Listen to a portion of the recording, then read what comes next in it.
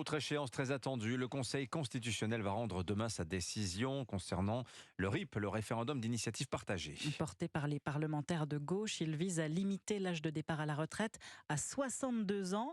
Mais après le rejet d'une première demande de RIP le mois dernier, cette deuxième mouture n'a pas beaucoup de chances d'être validée, Arthur Delaborde.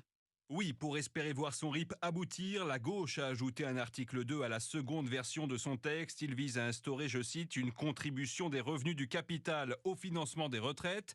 Tout l'enjeu, c'est de déterminer si cette mesure peut être considérée comme une réforme par les sages ou s'ils vont décider qu'il s'agit d'une simple disposition se bornant à augmenter les impôts, ce qu'ils ont déjà fait par le passé dans une situation assez proche.